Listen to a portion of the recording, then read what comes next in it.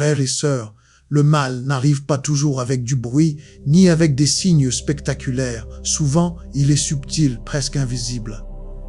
On ressent simplement un malaise, une alerte intérieure, comme si le Saint-Esprit murmurait « Tu n'es pas au bon endroit ». Ce soir, nous allons demander à Dieu le discernement pour reconnaître les ruses de l'ennemi même quand tout paraît normal à l'extérieur et apprendre à fermer les portes qu'il cherche à ouvrir dans nos vies et dans nos foyers. Car notre maison doit rester un sanctuaire, un lieu où la parole règne, où la paix demeure et où Jésus-Christ est honoré. Comment savoir que vous êtes en présence du mal? Ce n'est pas comme si un nuage sombre apparaissait et que la pièce devenait soudainement glaciale. Ce n'est pas comme si une musique étrange se mettait à jouer de nulle part et servait d'avertissement. Alors, comment un enfant de Dieu sait-il quand il est en présence du mal? Eh bien, il peut y avoir un malaise en vous. Vous vous sentirez fortement poussé par le Saint-Esprit et vous saurez que vous êtes au mauvais endroit. Mais qu'en est-il lorsque le mal est plus subtil? Par exemple, ce n'est pas tant l'atmosphère ou le lieu, mais plutôt comment percevez-vous le mal s'il est au sein d'une personne? Comment, en tant que chrétiens, pouvons-nous percevoir certains signes qui nous indiquent si une autre personne avec qui nous sommes en relation est influencée par un esprit démoniaque ou impur? Et vous devez vraiment être en communion avec le Seigneur pour le percevoir, car ce n'est pas évident à l'œil nu. Tout le monde a l'air normal et présentable à l'extérieur.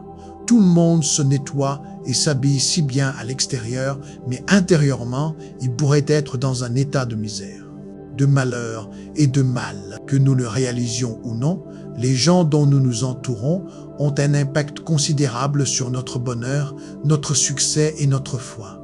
J'aimerais vous donner quelques exemples rapides pour souligner les dangers d'avoir certains types de personnes autour de vous. Certains animaux arctiques ont développé un camouflage unique pour se fondre dans leur environnement. L'exemple le plus évident est l'ours polaire. Ces grands prédateurs ont une fourrure blanche qui les rend presque invisibles lorsqu'ils chassent sur la banquise blanche. Mais le renard arctique est aussi un autre prédateur astucieux.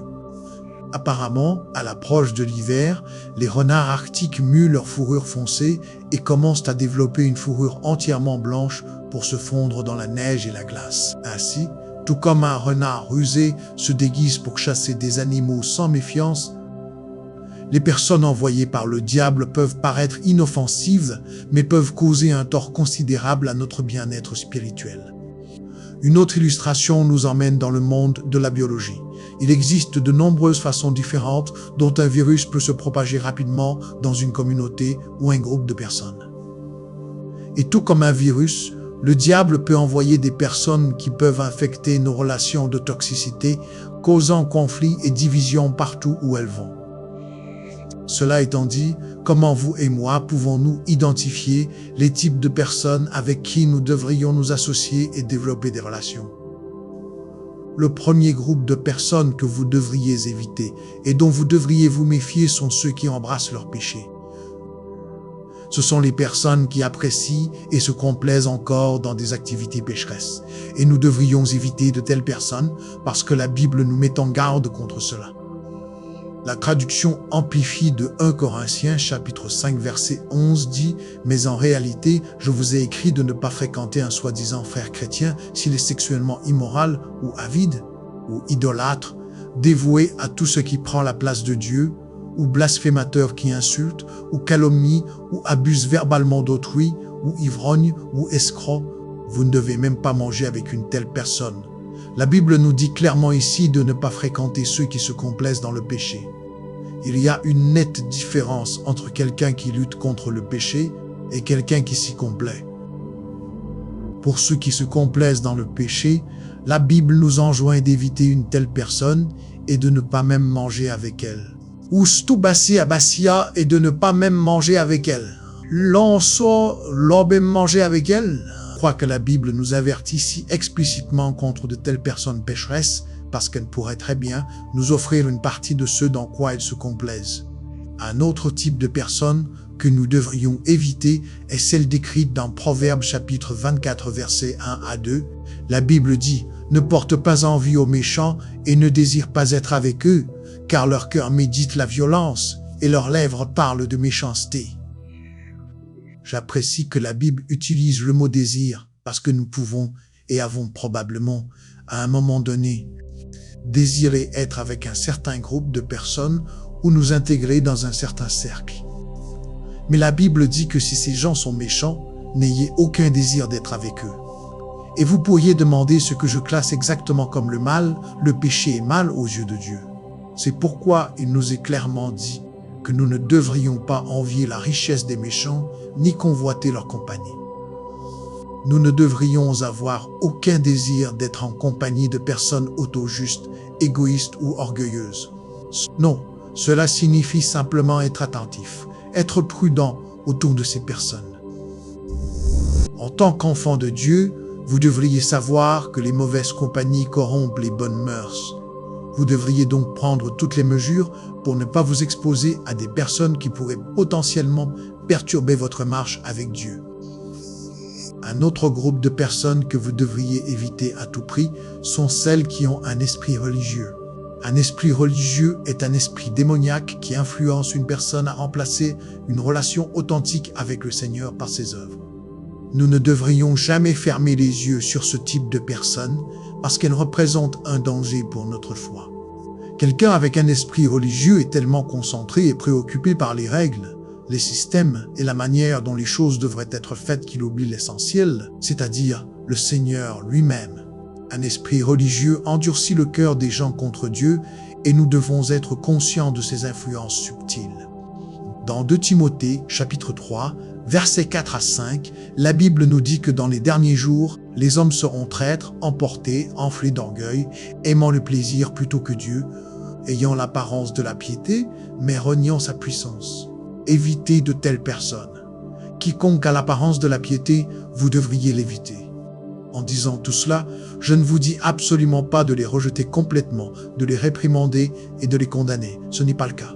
Nous devons aimer notre prochain, mais certains voisins peuvent être aimés à distance, ce qui signifie que vous priez pour eux, que vous intercédez en leur faveur et que vous vous présentez devant le Seigneur afin qu'ils soient libérés.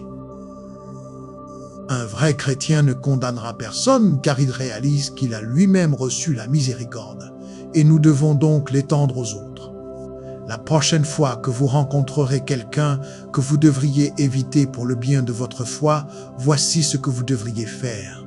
La première chose à faire est de passer le moins de temps possible avec eux. La deuxième chose à faire est que vous devriez toujours essayer de changer de sujet de conversation pour qu'il porte sur le Seigneur, sur la parole de Dieu et sur la repentance. Maintenant, la troisième chose est la chose essentielle que vous devriez faire.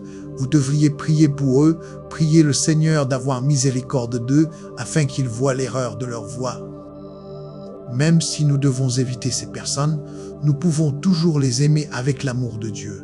Un homme partit en voyage avec un groupe d'amis et, au cours de ce voyage, ils rencontrèrent un homme local qui leur donna à chacun des souvenirs. Or, cet homme-là prit ses souvenirs sans savoir que ces objets faisaient partie d'une pratique cérémonielle de nature maléfique et occulte. À son retour de voyage, il plaça ses ornements chez lui. Cette nuit-là même, les choses commencèrent à changer et à se produire. Il avait ouvert une porte spirituelle toute grande, permettant au diable d'entrer directement dans sa maison. Il commença à vivre des choses inhabituelles, il y avait de l'agitation dans son cœur, il se sentait accablé, opprimé, comme s'il portait un poids énorme sur ses épaules. Les nuits blanches et les cauchemars commencèrent. Il devint un homme rempli de peur, il craignait tout et n'importe quoi. Il commença à vivre toutes sortes de choses qui ne venaient pas du Seigneur, simplement par manque de connaissance et par manque de vigilance. Une combinaison qui l'avait laissé spirituellement ouvert. Alors il se confia à son père qui fit venir le pasteur chez lui. Pendant la conversation avec ce pasteur et son père, les ornements attirèrent l'attention du pasteur. D'où viennent-ils? Il expliqua que c'était un cadeau d'un homme du pays lors de son voyage. Avez-vous demandé ce qu'étaient ces objets? Il secoua la tête. Savez-vous quelque chose sur l'homme qui vous les a donnés? Avez-vous demandé ce qu'étaient ces objets? Avez-vous demandé ce qu'étaient ces objets? Avez-vous demandé ce qu'étaient ces objets? Secoua de nouveau la tête. Le pasteur prit alors les objets et dit, « Nous devons brûler ces choses. C'est la cause de toute l'agitation que vous avez vécue. Mon fils, vous avez été sous attaque spirituelle. Alors ils allumèrent un feu et y jetèrent les objets. 10 minutes passèrent, 20 minutes passèrent, et ces objets ne brûlaient pas. Ils ajoutèrent un peu plus de combustible et attendirent encore 10 minutes. Rien, aucun signe que ces choses brûlaient. Alors, le pasteur et le père commencèrent à prier et à louer le nom du Seigneur. Ils commencèrent à invoquer le nom de Jésus, ils commencèrent à parler du sang, ils commencèrent à parler de la parole de Dieu, et ces choses commencèrent à fondre et à brûler. La leçon ici est que vous devez être prudent concernant tout objet ou toute chose que vous acceptez comme cadeau. Il y a maintenant une histoire biblique intéressante qui nous enseigne les conséquences spirituelles potentielles de l'acquisition d'objets et de choses. Dans Josué chapitre 7, l'histoire d'un homme nommé Akan. Voici comment cela s'est déroulé. Josué envoya quelques-uns de ses hommes de Jéricho pour explorer la ville d'Aï. Quand ils revinrent, ils dirent à Josué, « Il n'est pas nécessaire que nous y montions tous. Il ne faudra pas plus de 2 ou 3 000 hommes pour attaquer Haï, puisqu'ils sont si peu nombreux. Ne faites pas peiner tout notre peuple pour y monter. » Ainsi, environ 3 000 guerriers furent envoyés, mais ils furent lourdement défaits. Les hommes d'Aï poursuivirent les Israélites depuis la porte de la ville jusqu'aux carrières et tuèrent environ 36 d'entre eux qui battaient en retraite sur la pente. Les Israélites furent paralysés par la peur à ce tournant des événements et leur courage fondit. Josué et les anciens d'Israël déchirèrent leurs vêtements de désarroi, jetèrent de la poussière sur leurs têtes et s'inclinèrent la face contre terre devant l'arche du Seigneur jusqu'au soir. Alors Josué s'écria, « Ô Seigneur souverain, pourquoi nous as-tu fait traverser le Jourdain si c'est pour nous laisser tuer par les Amorites ?» Josué savait que quelque chose s'était très mal passé. Il venait de faire tomber les murs de Jéricho et, en plus de cela, Dieu avait promis d'être avec eux partout où ils iraient. Mais d'une manière ou d'une autre, ils semblaient s'être égarés. À ce stade de l'histoire, seul Dieu connaît la véritable explication. Maintenant, après que Josué eut prié, voici ce que Dieu répondit. « Lève-toi. Pourquoi es-tu étendu sur ta face comme cela? Israël a péché et a rompu mon alliance. Ils ont volé certaines des choses que j'avais commandé de mettre à part pour moi. Et ils ne les ont pas seulement volées, mais ils ont menti à ce sujet et ont caché ces choses parmi leurs propres biens. C'est pourquoi les Israélites fuient devant leurs ennemis en déroute, car maintenant Israël lui-même a été mis à part pour la destruction. Je ne resterai plus avec vous, à moins que vous ne détruisiez les choses parmi vous qui ont été mises à part pour la destruction. Lève-toi, ordonne au peuple de se purifier en préparation pour demain, car voici ce que dit le Seigneur, le Dieu d'Israël.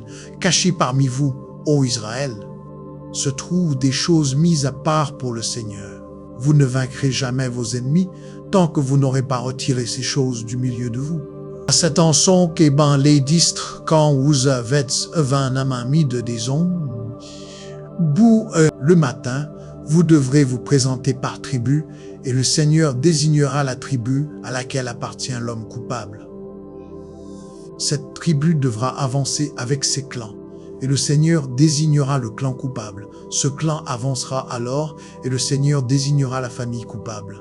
Enfin, chaque membre de la famille coupable devra avancer un par un. Celui qui a volé ce qui était mis à part pour la destruction sera lui-même brûlé par le feu, ainsi que tout ce qu'il possède, car il a rompu l'alliance du Seigneur et a commis une chose horrible en Israël. Au matin, il fut révélé qu'Akan avait volé une belle robe, 200 pièces d'argent et un lingot d'or pesant plus d'1 livre. Akan était l'un des soldats de la tribu de Juda qui avait participé à la bataille de Jéricho. Akan avait pris quelques objets pour lui-même, même si Josué avait commandé à tous de se tenir éloignés de tout ce qui appartenait à Jéricho, car tout était maudit.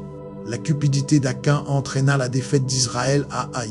L'histoire d'Akan se termine tragiquement, car Josué et tous les Israélites prirent Akan, l'argent, la robe, le lingot d'or, ses fils, ses filles, son bétail, ses ânes, ses moutons, ses chèvres, sa tente et tout ce qu'il possédait, et ils les amenèrent à la vallée d'Achor et les lapidèrent. La Bible nous dit qu'ils entassèrent un grand tas de pierres sur Akan, qui demeure jusqu'à ce jour. C'est pourquoi cet endroit est appelé depuis lors la vallée de la détresse.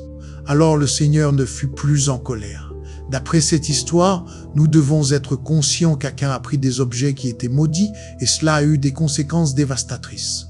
Le jugement de Dieu est tombé sur la nation à cause du péché d'Achan. Les versets 2 à 5 décrivent la bataille et la défaite d'Israël. Près de 36 soldats israélites perdirent inutilement la vie dans ce qui aurait dû être une bataille facile, mais qui devint une défaite amère. La Bible dit « Mon peuple périt par manque de connaissances ». Ne soyez pas dans la catégorie des personnes qui périssent par manque de connaissances. Un manque de connaissances qui, si vous donnez un pouce au diable, il prendra 1 kilomètre. Un manque de connaissances que le diable se déguisera en quelque chose d'inoffensif. Il ne pourrait y avoir rien de mal avec un souvenir.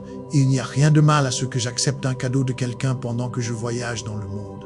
Soyez vigilants, hommes de Dieu. Soyez vigilantes, femmes de Dieu. Savez-vous d'où vient réellement cet objet, ce souvenir? Allez-il? Savez-vous quel esprit, quelle atmosphère ou quoi vous invitez dans votre maison lorsque vous regardez ce film? Deutéronome chapitre 6, versets 6 à 9 dit « Ces commandements que je te donne aujourd'hui seront dans ton cœur. Tu les inculqueras à tes enfants, tu en parleras quand tu seras dans ta maison, quand tu iras en voyage, quand tu te coucheras et quand tu te lèveras. Tu les attacheras comme un signe sur tes mains, et ils seront comme des frontaux entre tes yeux. Tu les écriras sur les poteaux de ta maison et sur tes portes. » Dans ce passage, Dieu ordonne aux enfants d'Israël de donner à la parole de Dieu un rôle prééminent dans le foyer.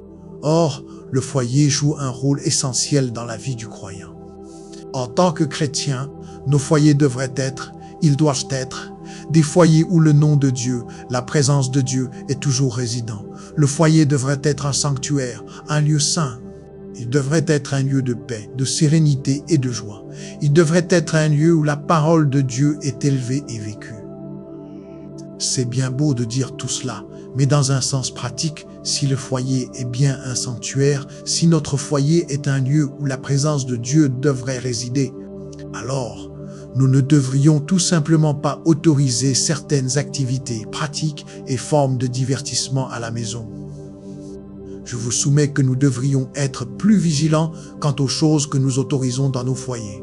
Nous devons être conscients que, tout comme nous fermons et verrouillons les portes physiques de nos maisons, nous devons faire de même spirituellement.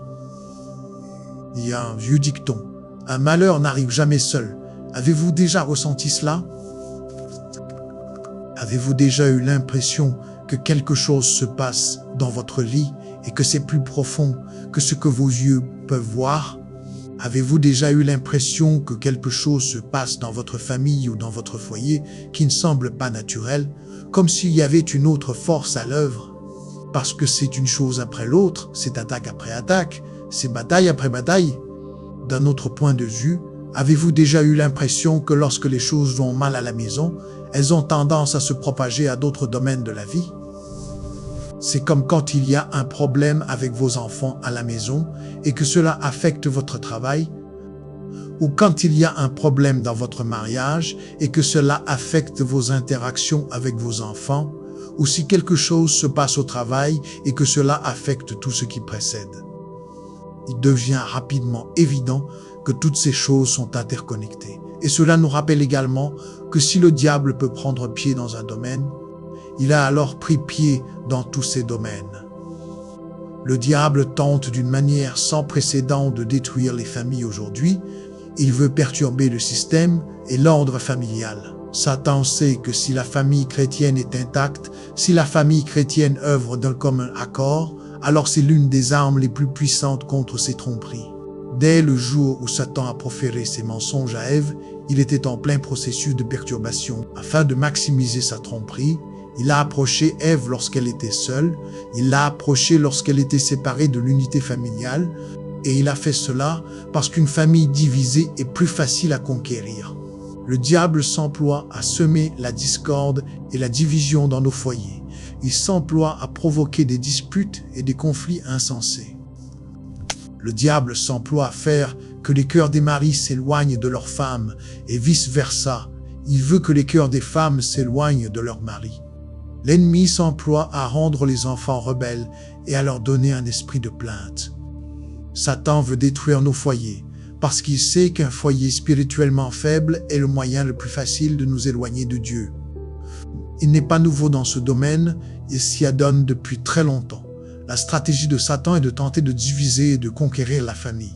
Immédiatement après cela, il instigue la destruction entre les mêmes membres de la famille. Et la Bible est pleine d'histoires de familles dysfonctionnelles qui ont succombé à la perturbation de l'ennemi. Si Satan a pu perturber les familles de géants de la foi, tels qu'Abraham, Jacob, David et Salomon, alors nous devrions être conscients des stratagèmes de l'ennemi et nous préparer à défendre nos foyers. Maintenant, lorsqu'il s'agit de nous protéger, nous et nos familles, contre les tromperies et les invasions de l'ennemi, la première question est: comment le diable accède-t-il à nos maisons et à nos esprits? Comment essaie-t-il d'accéder pour perturber nos familles et nos vies? L'une des plus grandes façons dont le diable prend pied dans nos familles aujourd'hui est à travers les médias. La musique, les films et les médias sociaux sont d'énormes points d'accès à nos familles. La musique accède à notre cerveau et à notre corps d'une manière que peu d'autres médias le font. Les messages dans la musique aujourd'hui sont remplis de thèmes pécheurs comme la luxure, le sexe, la violence, la rébellion, parmi d'autres choses pécheresses. C'est l'un des moyens les plus faciles pour Satan d'accéder à nos esprits et à nos âmes. Nous écoutons des paroles avec ce contenu et nous nous y désensibilisons. Avant même de nous en rendre compte, nous commençons à penser que ces thèmes pécheurs ne sont pas si mauvais et la luxure, la fornication, la violence et la rébellion ont pris racine dans nos cœurs et dans nos foyers. Dans la même veine, les films et la télévision sont des voies parfaites pour que l'ennemi prenne racine dans nos foyers. Nous regardons constamment des choses pleines de violence, de sexe, de blasphème et de toutes sortes d'autres images qui se logent dans notre cerveau et notre cœur. Des études ont montré qu'à la 5e année, l'enfant moyen a vu 1000 meurtres à la télévision. Pensez à cela, pensez à la façon dont Satan pourrait utiliser cela pour prendre pied dans nos foyers. Sans parler de tout le contenu latent démoniaque dans les émissions de télévision et les films. Il y a des films et des émissions entières directement sur les démons, les esprits et les forces spirituelles maléfiques que nous laissons volontiers entrer dans nos maisons. Nous ouvrons littéralement la porte à Satan pour qu'il vienne habiter dans nos maisons. Il en va de même pour les médias sociaux qui contiennent tous ces mêmes éléments, mais qui ont aussi la séduction supplémentaire de l'obsession de l'image de soi et de l'opinion des autres. La question pour nous maintenant est: comment résistons-nous aux ruses du diable dans nos familles? Comment pouvons-nous fermer les portes par lesquelles l'ennemi peut entrer? Premièrement, nous pouvons être beaucoup plus vigilants quant au choix de divertissement que nous autorisons dans nos foyers. Nous devons surveiller tout le contenu de nos maisons d'une manière ou d'une autre. Une stratégie supplémentaire, lorsqu'il s'agit de protéger nos foyers et nos familles, est que nous devrions cultiver un culte familial régulier et un temps de dévotion ensemble.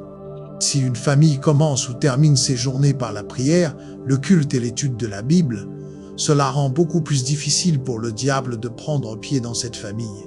Cette famille s'est armée de la ceinture de la vérité et de la cuirasse de la justice, du bouclier de la foi, du casque du salut et de l'épée de l'esprit. Revêtir cette armure de Dieu dans nos familles, c'est ce qui les protégera des tromperies et des tentations de l'ennemi. Revêtons l'armure comme des guerriers spirituels. Gardons nos foyers de l'ennemi, résistons au diable et il fuira loin de nous. Amen. Et maintenant, frères et sœurs, retenez ceci: le mal est souvent subtil et c'est pourquoi Dieu nous appelle à la sobriété et au discernement. Si le Saint-Esprit vous avertit par un malaise intérieur, n'ignorez pas cette alerte, retirez-vous, fermez la porte et revenez à la lumière.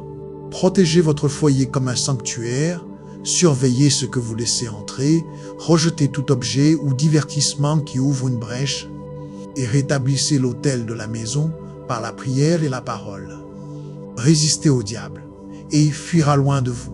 Que Jésus couvre votre famille, garde vos pensées et établisse sa paix sur votre maison. Au nom puissant de Jésus-Christ, Amen. Frères et sœurs, le mal n'arrive pas toujours avec du bruit, ni avec des signes spectaculaires. Souvent, il est subtil, presque invisible.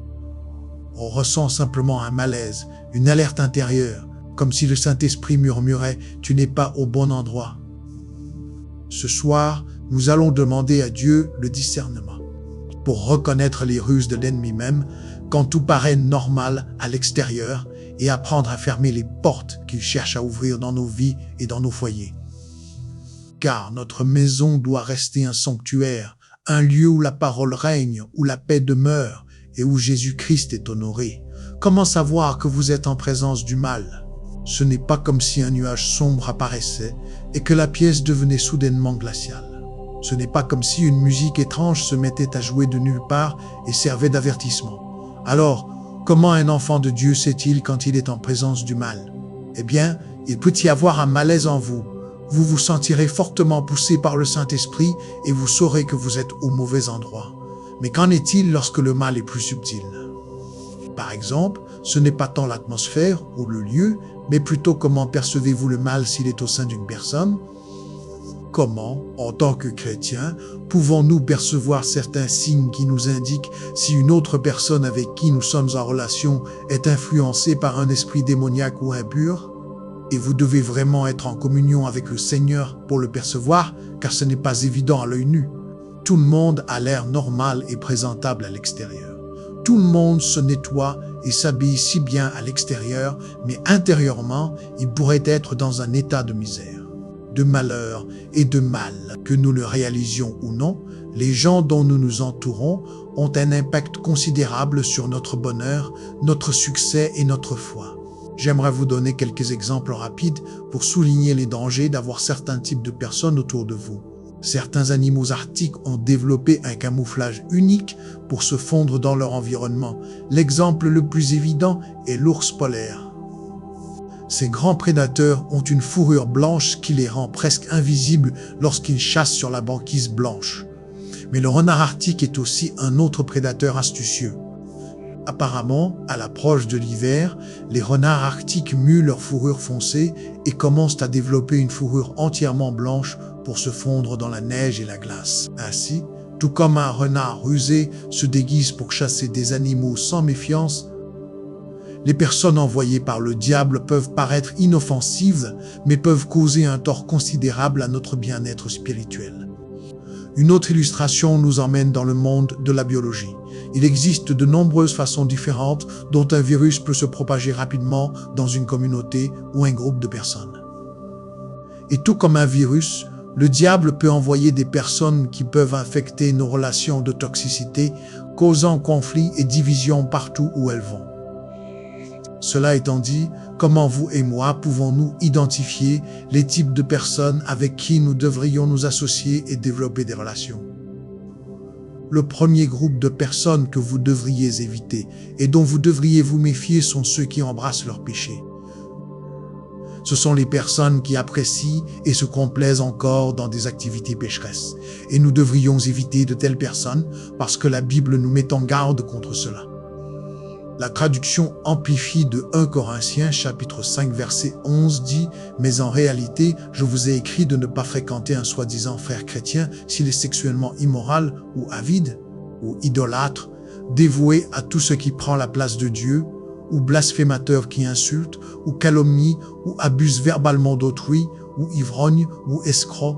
Vous ne devez même pas manger avec une telle personne. » La Bible nous dit clairement ici de ne pas fréquenter ceux qui se complaisent dans le péché. Il y a une nette différence entre quelqu'un qui lutte contre le péché et quelqu'un qui s'y complaît. Pour ceux qui se complaisent dans le péché, la Bible nous enjoint d'éviter une telle personne et de ne pas même manger avec elle. Ou stubassi abasia et de ne pas même manger avec elle. L'onso l'obé manger avec elle. Je crois que la Bible nous avertit si explicitement contre de telles personnes pécheresses parce qu'elles pourraient très bien nous offrir une partie de ce dans quoi elles se complaisent. Un autre type de personne que nous devrions éviter est celle décrite dans Proverbes chapitre 24 versets 1 à 2. La Bible dit « Ne porte pas envie aux méchants et ne désire pas être avec eux, car leur cœur médite la violence et leurs lèvres parlent de méchanceté. » J'apprécie que la Bible utilise le mot « désir » parce que nous pouvons et avons probablement, à un moment donné, désirer être avec un certain groupe de personnes ou nous intégrer dans un certain cercle. Mais la Bible dit que si ces gens sont méchants, n'ayez aucun désir d'être avec eux. Et vous pourriez demander ce que je classe exactement comme le mal. Le péché est mal aux yeux de Dieu. C'est pourquoi il nous est clairement dit que nous ne devrions pas envier la richesse des méchants, ni convoiter leur compagnie. Nous ne devrions avoir aucun désir d'être en compagnie de personnes auto-justes, égoïstes ou orgueilleuses. Non, cela signifie simplement être attentif, être prudent autour de ces personnes. En tant qu'enfant de Dieu, vous devriez savoir que les mauvaises compagnies corrompent les bonnes mœurs. Vous devriez donc prendre toutes les mesures pour ne pas vous exposer à des personnes qui pourraient potentiellement perturber votre marche avec Dieu. Un autre groupe de personnes que vous devriez éviter à tout prix sont celles qui ont un esprit religieux. Un esprit religieux est un esprit démoniaque qui influence une personne à remplacer une relation authentique avec le Seigneur par ses œuvres. Nous ne devrions jamais fermer les yeux sur ce type de personnes parce qu'elles représentent un danger pour notre foi. Quelqu'un avec un esprit religieux est tellement concentré et préoccupé par les règles, les systèmes et la manière dont les choses devraient être faites qu'il oublie l'essentiel, c'est-à-dire le Seigneur lui-même. Un esprit religieux endurcit le cœur des gens contre Dieu et nous devons être conscients de ces influences subtiles. Dans 2 Timothée, chapitre 3, versets 4 à 5, la Bible nous dit que dans les derniers jours, les hommes seront traîtres, emportés, enflés d'orgueil, aimant le plaisir plutôt que Dieu, ayant l'apparence de la piété, mais reniant sa puissance. Évitez de telles personnes. Quiconque a l'apparence de la piété, vous devriez l'éviter. En disant tout cela, je ne vous dis absolument pas de les rejeter complètement, de les réprimander et de les condamner. Ce n'est pas le cas. Nous devons aimer notre prochain, mais certains voisins peuvent être aimés à distance, ce qui signifie que vous priez pour eux, que vous intercédez en leur faveur et que vous vous présentez devant le Seigneur afin qu'ils soient libérés. Un vrai chrétien ne condamnera personne car il réalise qu'il a lui-même reçu la miséricorde et nous devons donc l'étendre aux autres. La prochaine fois que vous rencontrerez quelqu'un que vous devriez éviter pour le bien de votre foi, voici ce que vous devriez faire. La première chose à faire est de passer le moins de temps possible avec eux. La deuxième chose à faire est que vous devriez toujours essayer de changer de sujet de conversation pour qu'il porte sur le Seigneur, sur la parole de Dieu et sur la repentance. Maintenant, la troisième chose est la chose essentielle que vous devriez faire. Vous devriez prier pour eux, prier le Seigneur d'avoir miséricorde d'eux afin qu'ils voient l'erreur de leur voie. Même si nous devons éviter ces personnes, nous pouvons toujours les aimer avec l'amour de Dieu. Un homme partit en voyage avec un groupe d'amis et, au cours de ce voyage, ils rencontrèrent un homme local qui leur donna à chacun des souvenirs. Or, cet homme-là prit ses souvenirs sans savoir que ces objets faisaient partie d'une pratique cérémonielle de nature maléfique et occulte. À son retour de voyage, il plaça ses ornements chez lui. Cette nuit-là même, les choses commencèrent à changer et à se produire.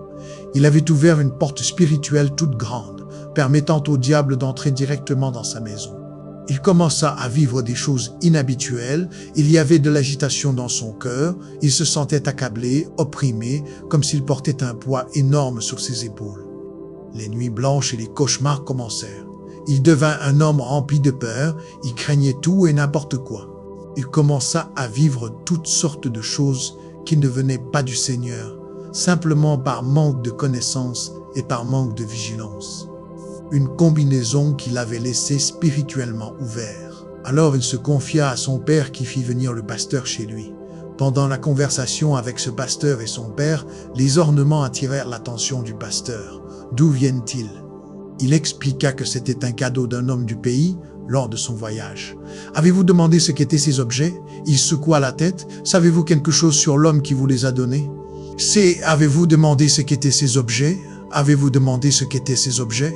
Avez-vous demandé ce qu'étaient ces objets? Secoua de nouveau la tête. Le pasteur prit alors les objets et dit, « Nous devons brûler ces choses. C'est la cause de toute l'agitation que vous avez vécue. Mon fils, vous avez été sous attaque spirituelle. » Alors ils allumèrent un feu et y jetèrent les objets. 10 minutes passèrent, 20 minutes passèrent, et ces objets ne brûlaient pas. Ils ajoutèrent un peu plus de combustible et attendirent encore 10 minutes. Rien. aucun signe que ces choses brûlaient. Alors, le pasteur et le père commencèrent à prier et à louer le nom du Seigneur. Ils commencèrent à invoquer le nom de Jésus, ils commencèrent à parler du sang, ils commencèrent à parler de la parole de Dieu et ces choses commencèrent à fondre et à brûler.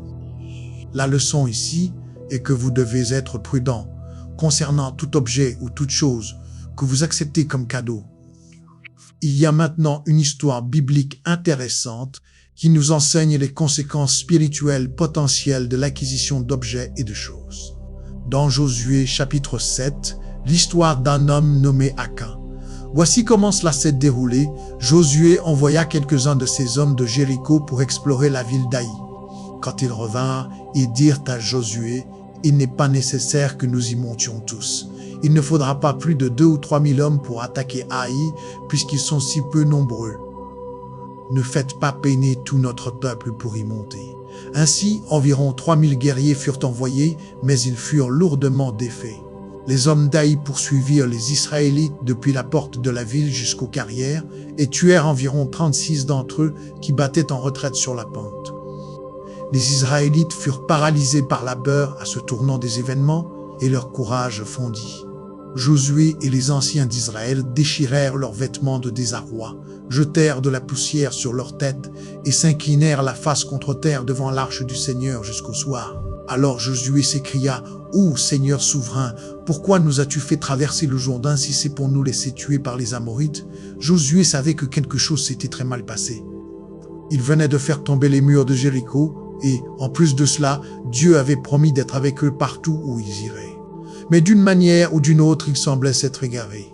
À ce stade de l'histoire, seul Dieu connaît la véritable explication. Maintenant, après que Josué eut prié, voici ce que Dieu répondit. « Lève-toi, pourquoi es-tu étendu sur ta face comme cela? Israël a péché et a rompu mon alliance. Ils ont volé certaines des choses que j'avais commandé de mettre à part pour moi. Et ils ne les ont pas seulement volées, mais ils ont menti à ce sujet et ont caché ces choses parmi leurs propres biens. C'est pourquoi les Israélites fuient devant leurs ennemis en déroute, car maintenant Israël lui-même a été mis à part pour la destruction. Je ne resterai plus avec vous, à moins que vous ne détruisiez les choses parmi vous qui ont été mises à part pour la destruction. Lève-toi, ordonne au peuple de se purifier en préparation pour demain, car voici ce que dit le Seigneur, le Dieu d'Israël. Caché parmi vous, ô Israël, se trouvent des choses mises à part pour le Seigneur. Vous ne vaincrez jamais vos ennemis tant que vous n'aurez pas retiré ces choses du milieu de vous. C'est en son que ben les distres quand vous avez un ami de disons, le matin, vous devrez vous présenter par tribu et le Seigneur désignera la tribu à laquelle appartient l'homme coupable. Cette tribu devra avancer avec ses clans et le Seigneur désignera le clan coupable. Ce clan avancera alors et le Seigneur désignera la famille coupable. Enfin, chaque membre de la famille coupable devra avancer un par un. Celui qui a volé ce qui était mis à part pour la destruction sera lui-même brûlé par le feu, ainsi que tout ce qu'il possède, car il a rompu l'alliance du Seigneur et a commis une chose horrible en Israël. Au matin, il fut révélé qu'Akan avait volé une belle robe, 200 pièces d'argent et un lingot d'or pesant plus d'1 livre. Akan était l'un des soldats de la tribu de Juda qui avait participé à la bataille de Jéricho. Akan avait pris quelques objets pour lui-même, même si Josué avait commandé à tous de se tenir éloignés de tout ce qui appartenait à Jéricho, car tout était maudit. La cupidité d'Akan entraîna la défaite d'Israël à Haï. L'histoire d'Akan se termine tragiquement, car Josué et tous les Israélites prirent Akan, l'argent, la robe, le lingot d'or, ses fils, ses filles, son bétail, ses ânes, ses moutons, ses chèvres, sa tente et tout ce qu'il possédait, et ils les amenèrent à la vallée d'Achor et les lapidèrent. La Bible nous dit qu'ils entassèrent un grand tas de pierres sur Akan, qui demeure jusqu'à ce jour. C'est pourquoi cet endroit est appelé depuis lors la vallée de la détresse. Alors le Seigneur ne fut plus en colère. D'après cette histoire, nous devons être conscients qu'Akan a pris des objets qui étaient maudits et cela a eu des conséquences dévastatrices. Le jugement de Dieu est tombé sur la nation à cause du péché d'Akan. Les versets 2 à 5 décrivent la bataille et la défaite d'Israël. Près de 36 soldats israélites perdirent inutilement la vie dans ce qui aurait dû être une bataille facile, mais qui devint une défaite amère.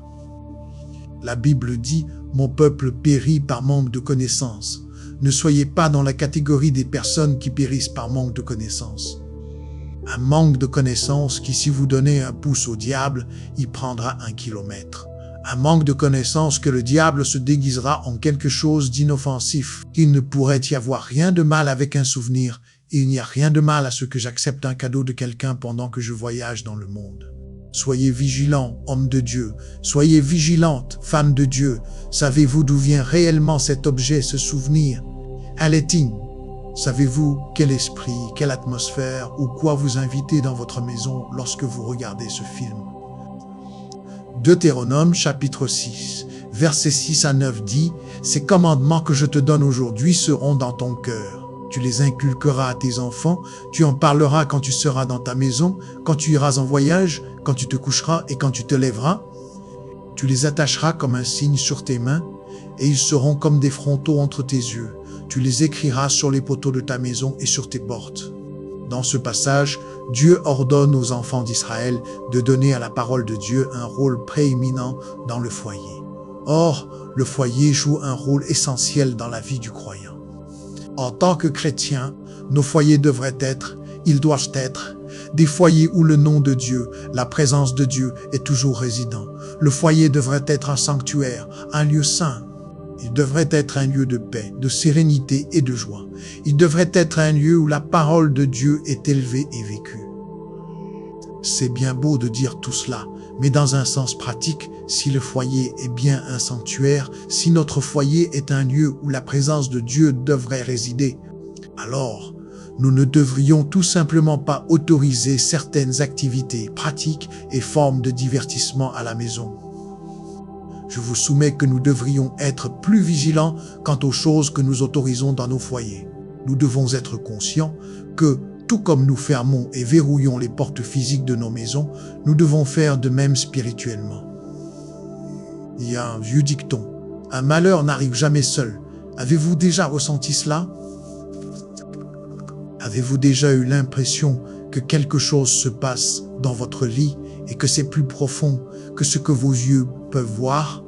Avez-vous déjà eu l'impression que quelque chose se passe dans votre famille ou dans votre foyer qui ne semble pas naturel, comme s'il y avait une autre force à l'œuvre? Parce que c'est une chose après l'autre, c'est attaque après attaque, c'est bataille après bataille. D'un autre point de vue, avez-vous déjà eu l'impression que lorsque les choses vont mal à la maison, elles ont tendance à se propager à d'autres domaines de la vie? C'est comme quand il y a un problème avec vos enfants à la maison et que cela affecte votre travail, ou quand il y a un problème dans votre mariage et que cela affecte vos interactions avec vos enfants, ou si quelque chose se passe au travail et que cela affecte tout ce qui précède. Il devient rapidement évident que toutes ces choses sont interconnectées. Et cela nous rappelle également que si le diable peut prendre pied dans un domaine, il a alors pris pied dans tous ces domaines. Le diable tente d'une manière sans précédent de détruire les familles aujourd'hui. Il veut perturber le système et l'ordre familial. Satan sait que si la famille chrétienne est intacte, si la famille chrétienne œuvre d'un commun accord, alors c'est l'une des armes les plus puissantes contre ces tromperies. Dès le jour où Satan a proféré ses mensonges à Ève, il était en plein processus de perturbation. Afin de maximiser sa tromperie, il a approché Ève lorsqu'elle était seule, il l'a approchée lorsqu'elle était séparée de l'unité familiale, et il a fait cela parce qu'une famille divisée est plus facile à conquérir. Le diable s'emploie à semer la discorde et la division dans nos foyers. Il s'emploie à provoquer des disputes et des conflits insensés.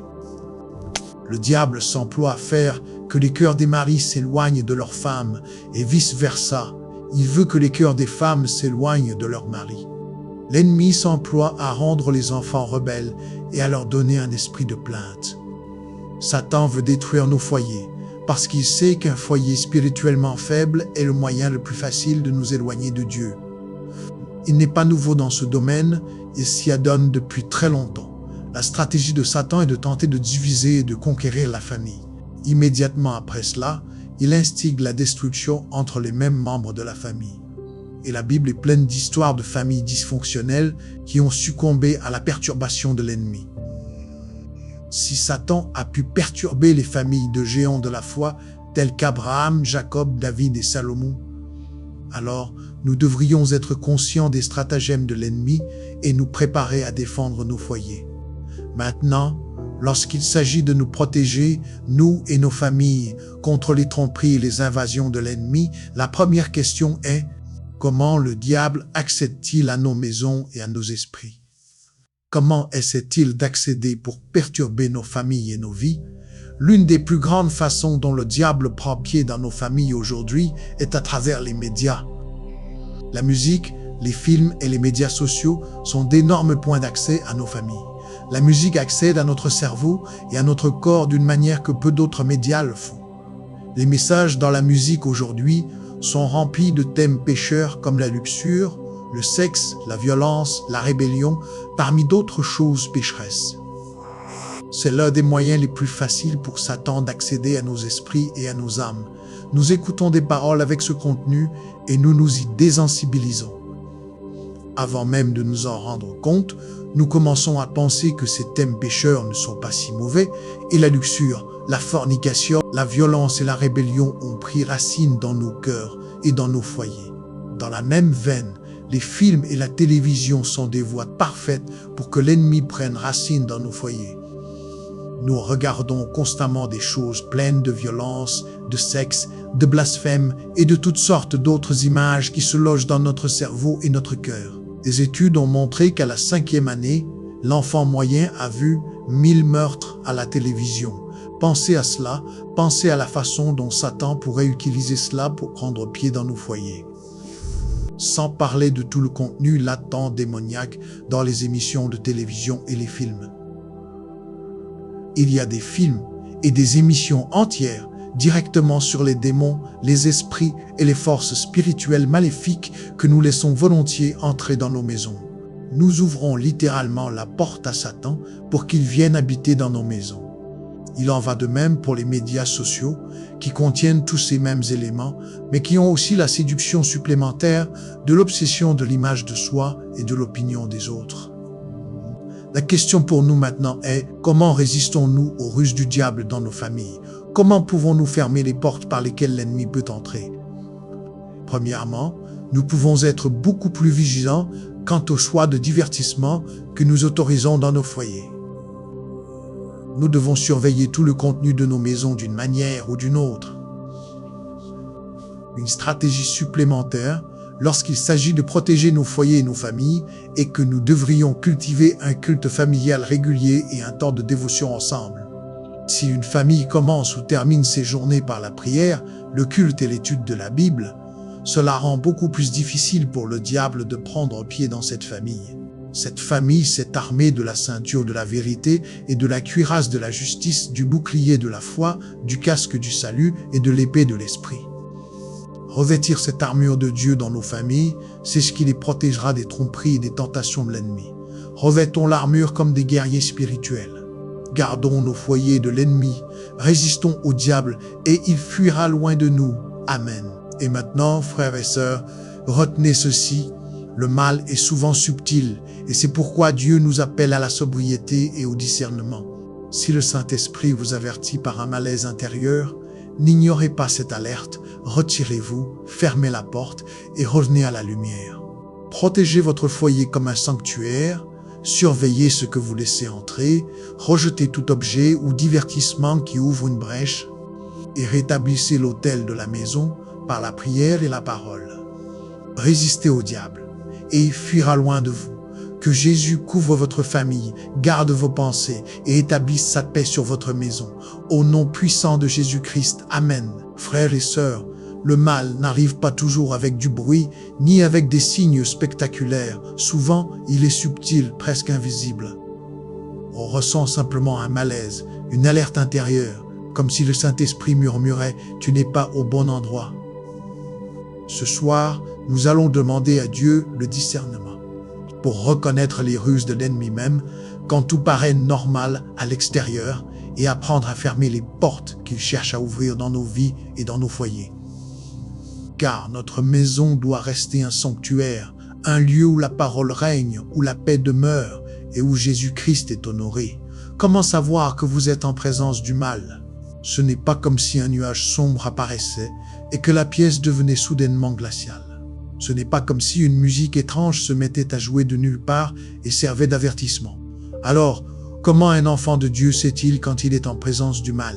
Eh bien, il peut y avoir un malaise en vous. Vous vous sentirez fortement poussé par le Saint-Esprit et vous saurez que vous êtes au mauvais endroit. Mais qu'en est-il lorsque le mal est plus subtil?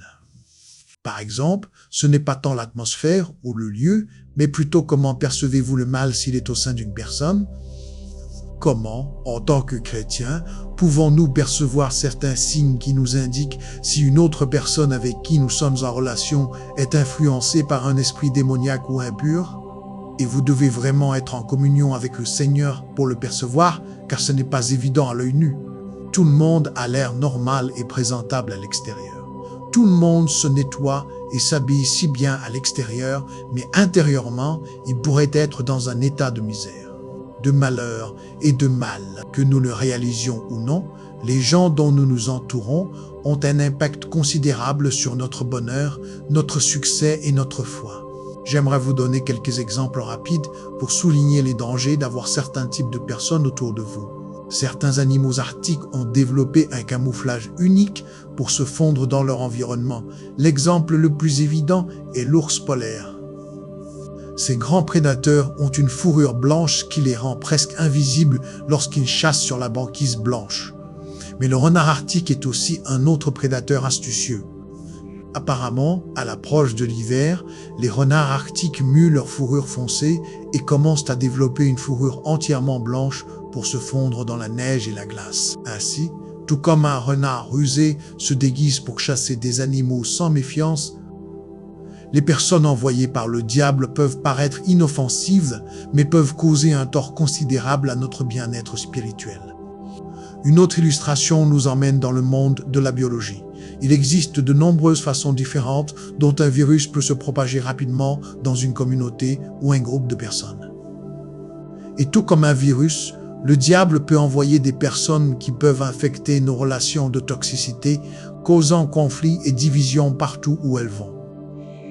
Cela étant dit, comment vous et moi pouvons-nous identifier les types de personnes avec qui nous devrions nous associer et développer des relations? Le premier groupe de personnes que vous devriez éviter et dont vous devriez vous méfier sont ceux qui embrassent leurs péchés. Ce sont les personnes qui apprécient et se complaisent encore dans des activités pécheresses. Et nous devrions éviter de telles personnes parce que la Bible nous met en garde contre cela. La traduction amplifiée de 1 Corinthiens chapitre 5 verset 11 dit « Mais en réalité, je vous ai écrit de ne pas fréquenter un soi-disant frère chrétien s'il est sexuellement immoral ou avide ou idolâtre, dévoué à tout ce qui prend la place de Dieu, ou blasphémateur qui insulte, ou calomnie, ou abuse verbalement d'autrui, ou ivrogne, ou escroc. Vous ne devez même pas manger avec une telle personne. » La Bible nous dit clairement ici de ne pas fréquenter ceux qui se complaisent dans le péché. Il y a une nette différence entre quelqu'un qui lutte contre le péché et quelqu'un qui s'y complaît. Pour ceux qui se complaisent dans le péché, la Bible nous enjoint d'éviter une telle personne et de ne pas même manger avec elle. Ou stubassi abasia et de ne pas même manger avec elle. L'onso l'obé manger avec elle. Je crois que la Bible nous avertit si explicitement contre de telles personnes pécheresses parce qu'elles pourraient très bien nous offrir une partie de ce dans quoi elles se complaisent. Un autre type de personne que nous devrions éviter est celle décrite dans Proverbes chapitre 24 versets 1 à 2. La Bible dit « Ne porte pas envie aux méchants et ne désire pas être avec eux, car leur cœur médite la violence et leurs lèvres parlent de méchanceté. » J'apprécie que la Bible utilise le mot « désir » parce que nous pouvons et avons probablement, à un moment donné, désirer être avec un certain groupe de personnes ou nous intégrer dans un certain cercle. Mais la Bible dit que si ces gens sont méchants, n'ayez aucun désir d'être avec eux. Et vous pourriez demander ce que je classe exactement comme le mal. Le péché est mal aux yeux de Dieu. C'est pourquoi il nous est clairement dit que nous ne devrions pas envier la richesse des méchants ni convoiter leur compagnie. Nous ne devrions avoir aucun désir d'être en compagnie de personnes auto-justes, égoïstes ou orgueilleuses. Non, cela signifie simplement être attentif, être prudent autour de ces personnes. En tant qu'enfant de Dieu, vous devriez savoir que les mauvaises compagnies corrompent les bonnes mœurs. Vous devriez donc prendre toutes les mesures pour ne pas vous exposer à des personnes qui pourraient potentiellement perturber votre marche avec Dieu. Un autre groupe de personnes que vous devriez éviter à tout prix sont celles qui ont un esprit religieux. Un esprit religieux est un esprit démoniaque qui influence une personne à remplacer une relation authentique avec le Seigneur par ses œuvres. Nous ne devrions jamais fermer les yeux sur ce type de personnes parce qu'elles représentent un danger pour notre foi. Quelqu'un avec un esprit religieux est tellement concentré et préoccupé par les règles, les systèmes et la manière dont les choses devraient être faites qu'il oublie l'essentiel, c'est-à-dire le Seigneur lui-même. Un esprit religieux endurcit le cœur des gens contre Dieu et nous devons être conscients de ces influences subtiles. Dans 2 Timothée, chapitre 3, versets 4 à 5, la Bible nous dit que dans les derniers jours, les hommes seront traîtres, emportés, enflés d'orgueil, aimant le plaisir plutôt que Dieu, ayant l'apparence de la piété, mais reniant sa puissance. Évitez de telles personnes. Quiconque a l'apparence de la piété, vous devriez l'éviter. En disant tout cela, je ne vous dis absolument pas de les rejeter complètement, de les réprimander et de les condamner. Ce n'est pas le cas. Nous devons aimer notre prochain, mais certains voisins peuvent être aimés à distance, ce qui signifie que vous priez pour eux, que vous intercédez en leur faveur et que vous vous présentez devant le Seigneur afin qu'ils soient libérés. Un vrai chrétien ne condamnera personne car il réalise qu'il a lui-même reçu la miséricorde et nous devons donc l'étendre aux autres. La prochaine fois que vous rencontrerez quelqu'un que vous devriez éviter pour le bien de votre foi, voici ce que vous devriez faire. La première chose à faire est de passer le moins de temps possible avec eux. La deuxième chose à faire est que vous devriez toujours essayer de changer de sujet de conversation pour qu'il porte sur le Seigneur, sur la parole de Dieu et sur la repentance. Maintenant, la troisième chose est la chose essentielle que vous devriez faire. Vous devriez prier pour eux, prier le Seigneur d'avoir miséricorde d'eux afin qu'ils voient l'erreur de leur voie. Même si nous devons éviter ces personnes, nous pouvons toujours les aimer avec l'amour de Dieu. Un homme partit en voyage avec un groupe d'amis et, au cours de ce voyage, ils rencontrèrent un homme local qui leur donna à chacun des souvenirs. Or, cet homme-là prit ses souvenirs sans savoir que ces objets faisaient partie d'une pratique cérémonielle de nature maléfique et occulte. À son retour de voyage, il plaça ses ornements chez lui. Cette nuit-là même, les choses commencèrent à changer et à se produire. Il avait ouvert une porte spirituelle toute grande, permettant au diable d'entrer directement dans sa maison. Il commença à vivre des choses inhabituelles, il y avait de l'agitation dans son cœur, il se sentait accablé, opprimé, comme s'il portait un poids énorme sur ses épaules. Les nuits blanches et les cauchemars commencèrent. Il devint un homme rempli de peur, il craignait tout et n'importe quoi. Il commença à vivre toutes sortes de choses qui ne venaient pas du Seigneur, simplement par manque de connaissance et par manque de vigilance. Une combinaison qui l'avait laissé spirituellement ouvert. Alors il se confia à son père qui fit venir le pasteur chez lui. Pendant la conversation avec ce pasteur et son père, les ornements attirèrent l'attention du pasteur. D'où viennent-ils? Il expliqua que c'était un cadeau d'un homme du pays lors de son voyage. Avez-vous demandé ce qu'étaient ces objets? Il secoua la tête. Savez-vous quelque chose sur l'homme qui vous les a donnés? Avez-vous demandé ce qu'étaient ces objets? Avez-vous demandé ce qu'étaient ces objets? Avez-vous demandé ce qu'étaient ces objets? Secoua de nouveau la tête. Le pasteur prit alors les objets et dit, « Nous devons brûler ces choses. C'est la cause de toute l'agitation que vous avez vécue. Mon fils, vous avez été sous attaque spirituelle. » Alors ils allumèrent un feu et y jetèrent les objets. 10 minutes passèrent, 20 minutes passèrent, et ces objets ne brûlaient pas. Ils ajoutèrent un peu plus de combustible et attendirent encore 10 minutes. Rien, aucun signe que ces choses brûlaient. Alors, le pasteur et le père commencèrent à prier et à louer le nom du Seigneur. Ils commencèrent à invoquer le nom de Jésus, ils commencèrent à parler du sang, ils commencèrent à parler de la parole de Dieu et ces choses commencèrent à fondre et à brûler. La leçon ici et que vous devez être prudent concernant tout objet ou toute chose que vous acceptez comme cadeau. Il y a maintenant une histoire biblique intéressante qui nous enseigne les conséquences spirituelles potentielles de l'acquisition d'objets et de choses. Dans Josué chapitre 7, l'histoire d'un homme nommé Akan. Voici comment cela s'est déroulé. Josué envoya quelques-uns de ses hommes de Jéricho pour explorer la ville d'Aï. Quand ils revinrent, ils dirent à Josué, « Il n'est pas nécessaire que nous y montions tous. Il ne faudra pas plus de 2 ou 3 000 hommes pour attaquer Haï, puisqu'ils sont si peu nombreux. Ne faites pas peiner tout notre peuple pour y monter. » Ainsi, environ 3 000 guerriers furent envoyés, mais ils furent lourdement défaits. Les hommes d'Haï poursuivirent les Israélites depuis la porte de la ville jusqu'aux carrières et tuèrent environ 36 d'entre eux qui battaient en retraite sur la pente. Les Israélites furent paralysés par la peur à ce tournant des événements et leur courage fondit. Josué et les anciens d'Israël déchirèrent leurs vêtements de désarroi, jetèrent de la poussière sur leurs têtes et s'inclinèrent la face contre terre devant l'arche du Seigneur jusqu'au soir. Alors Josué s'écria, « Ô Seigneur souverain, pourquoi nous as-tu fait traverser le Jourdain si c'est pour nous laisser tuer par les Amorites ?» Josué savait que quelque chose s'était très mal passé. Il venait de faire tomber les murs de Jéricho et, en plus de cela, Dieu avait promis d'être avec eux partout où ils iraient. Mais d'une manière ou d'une autre, ils semblaient s'être égarés. À ce stade de l'histoire, seul Dieu connaît la véritable explication. Maintenant, après que Josué eut prié, voici ce que Dieu répondit. « Lève-toi, pourquoi es-tu étendu sur ta face comme cela? Israël a péché et a rompu mon alliance. Ils ont volé certaines des choses que j'avais commandé de mettre à part pour moi. Et ils ne les ont pas seulement volées, mais ils ont menti à ce sujet et ont caché ces choses parmi leurs propres biens. C'est pourquoi les Israélites fuient devant leurs ennemis en déroute, car maintenant Israël lui-même a été mis à part pour la destruction. Je ne resterai plus avec vous, à moins que vous ne détruisiez les choses parmi vous qui ont été mises à part pour la destruction.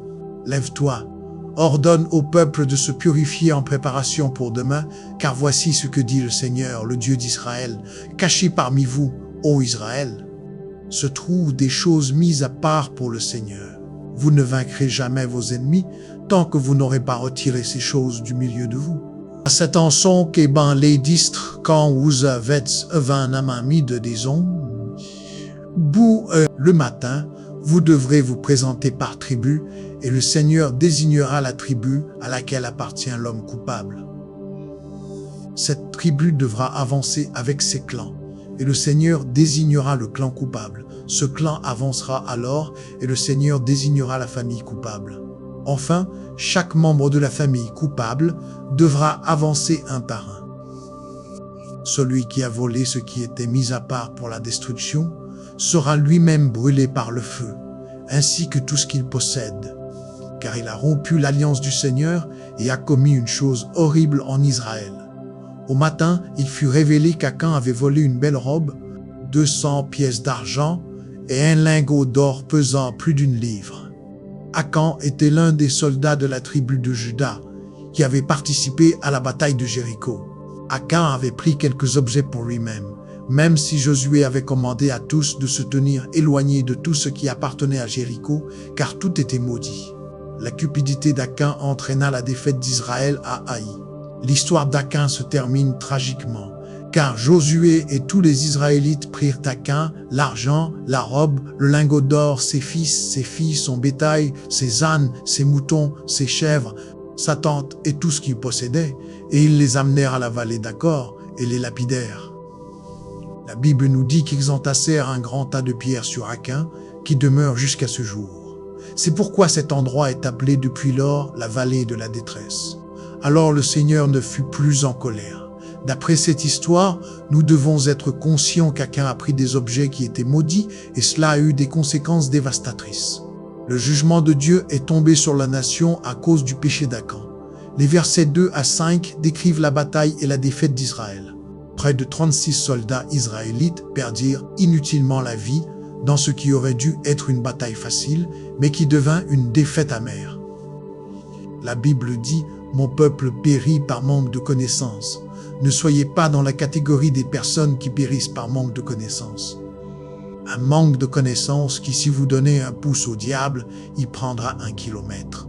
Un manque de connaissances que le diable se déguisera en quelque chose d'inoffensif, qu'il ne pourrait y avoir rien de mal avec un souvenir. Il n'y a rien de mal à ce que j'accepte un cadeau de quelqu'un pendant que je voyage dans le monde.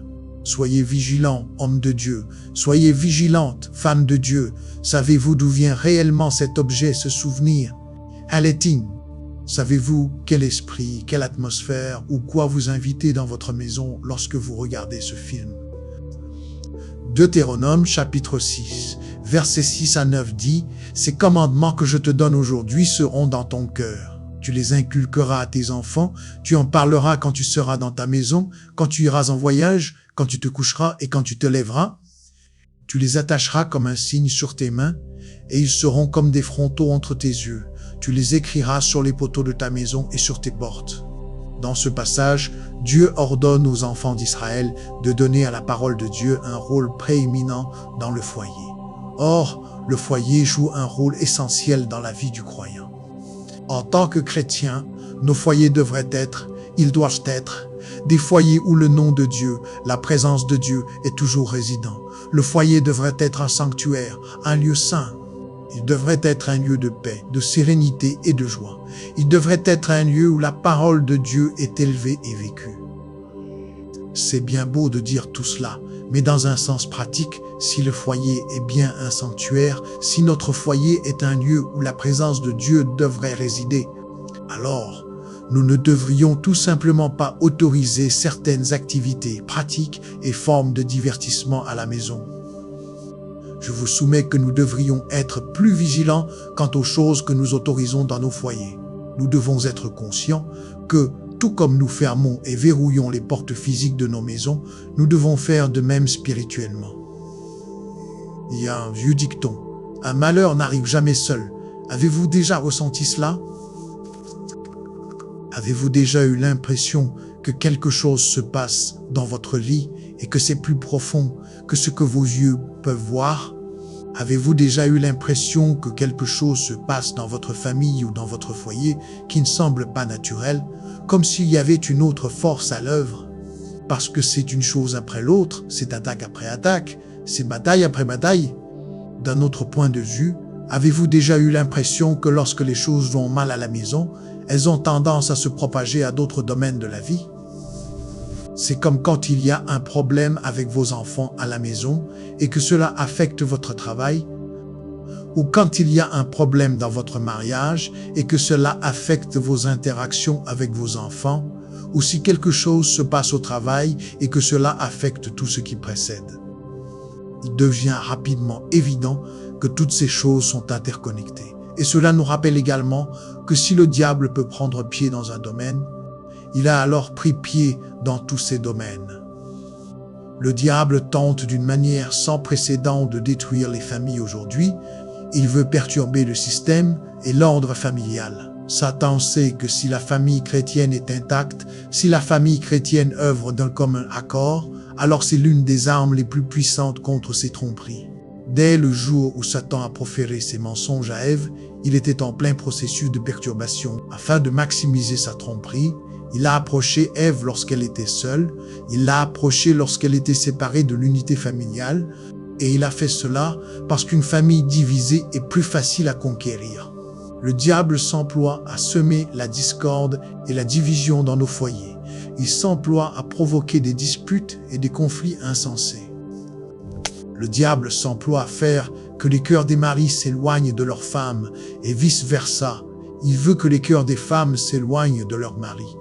L'ennemi s'emploie à rendre les enfants rebelles et à leur donner un esprit de plainte. Satan veut détruire nos foyers parce qu'il sait qu'un foyer spirituellement faible est le moyen le plus facile de nous éloigner de Dieu. Il n'est pas nouveau dans ce domaine, il s'y adonne depuis très longtemps. La stratégie de Satan est de tenter de diviser et de conquérir la famille. Immédiatement après cela, il instigue la destruction entre les mêmes membres de la famille. Et la Bible est pleine d'histoires de familles dysfonctionnelles qui ont succombé à la perturbation de l'ennemi. Si Satan a pu perturber les familles de géants de la foi, tels qu'Abraham, Jacob, David et Salomon, alors nous devrions être conscients des stratagèmes de l'ennemi et nous préparer à défendre nos foyers. Maintenant, lorsqu'il s'agit de nous protéger, nous et nos familles, contre les tromperies et les invasions de l'ennemi, la première question est: comment le diable accède-t-il à nos maisons et à nos esprits? Comment essaie-t-il d'accéder pour perturber nos familles et nos vies? L'une des plus grandes façons dont le diable prend pied dans nos familles aujourd'hui est à travers les médias. La musique, les films et les médias sociaux sont d'énormes points d'accès à nos familles. La musique accède à notre cerveau et à notre corps d'une manière que peu d'autres médias le font. Les messages dans la musique aujourd'hui sont remplis de thèmes pécheurs comme la luxure, le sexe, la violence, la rébellion, parmi d'autres choses pécheresses. C'est l'un des moyens les plus faciles pour Satan d'accéder à nos esprits et à nos âmes. Nous écoutons des paroles avec ce contenu et nous nous y désensibilisons. Avant même de nous en rendre compte, nous commençons à penser que ces thèmes pécheurs ne sont pas si mauvais et la luxure, la fornication, la violence et la rébellion ont pris racine dans nos cœurs et dans nos foyers. Dans la même veine, les films et la télévision sont des voies parfaites pour que l'ennemi prenne racine dans nos foyers. Nous regardons constamment des choses pleines de violence, de sexe, de blasphème et de toutes sortes d'autres images qui se logent dans notre cerveau et notre cœur. Des études ont montré qu'à la 5e année, l'enfant moyen a vu 1000 meurtres à la télévision. Pensez à cela, pensez à la façon dont Satan pourrait utiliser cela pour prendre pied dans nos foyers. Sans parler de tout le contenu latent démoniaque dans les émissions de télévision et les films. Il y a des films et des émissions entières directement sur les démons, les esprits et les forces spirituelles maléfiques que nous laissons volontiers entrer dans nos maisons. Nous ouvrons littéralement la porte à Satan pour qu'il vienne habiter dans nos maisons. Il en va de même pour les médias sociaux qui contiennent tous ces mêmes éléments, mais qui ont aussi la séduction supplémentaire de l'obsession de l'image de soi et de l'opinion des autres. La question pour nous maintenant est: comment résistons-nous aux ruses du diable dans nos familles? Comment pouvons-nous fermer les portes par lesquelles l'ennemi peut entrer? Premièrement, nous pouvons être beaucoup plus vigilants quant au choix de divertissement que nous autorisons dans nos foyers. Nous devons surveiller tout le contenu de nos maisons d'une manière ou d'une autre. Une stratégie supplémentaire, lorsqu'il s'agit de protéger nos foyers et nos familles, est que nous devrions cultiver un culte familial régulier et un temps de dévotion ensemble. Si une famille commence ou termine ses journées par la prière, le culte et l'étude de la Bible, cela rend beaucoup plus difficile pour le diable de prendre pied dans cette famille. Cette famille s'est armée de la ceinture de la vérité et de la cuirasse de la justice, du bouclier de la foi, du casque du salut et de l'épée de l'esprit. Revêtir cette armure de Dieu dans nos familles, c'est ce qui les protégera des tromperies et des tentations de l'ennemi. Revêtons l'armure comme des guerriers spirituels. Gardons nos foyers de l'ennemi, résistons au diable et il fuira loin de nous. Amen. Et maintenant, frères et sœurs, retenez ceci: le mal est souvent subtil et c'est pourquoi Dieu nous appelle à la sobriété et au discernement.